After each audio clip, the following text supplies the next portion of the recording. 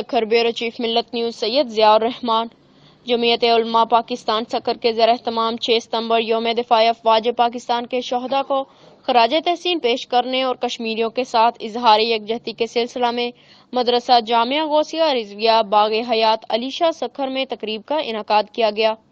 تقریب میں مجاہد اہل سنت مشرف محمود قادری، مولانا محمد شہزاد قادری، مولانا نعمان خان، مولانا مقصود احمد، مولانا نعمان حنفی، مولانا افضل حسینی اور دیگر علماء اکرام و مدرسہ حاضہ کے سینکڑوں طلباء نے شرکت کی۔ تقریب میں شہداء پاکستان اور ملک کی سلامتی و خوشحالی کے لیے دعا کی گئی۔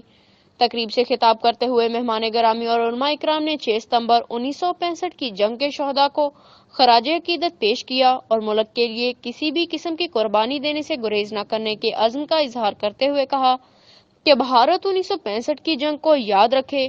یہ قوم سرفروشوں کی قوم ہے جن کے جوش و جذبے کے سامنے گولہ بارود کچھ نہیں۔ بھارت اپنا قبلہ درست کرے اور کوئی ایسی غلطی کرنے کی جرات نہ کرے کہ اس کا نام ہی صفائے ہستی سے مٹ جائے۔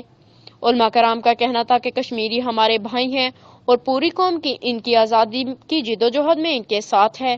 جلد کشمیری آزادی کا سورج طلوع ہوتے دیکھیں گے۔ پاکستان کی سرحدوں کی حفاظت مضبوط ہاتھوں میں ہے اور پوری قوم افواج پاکستان کے ساتھ کھڑی ہے۔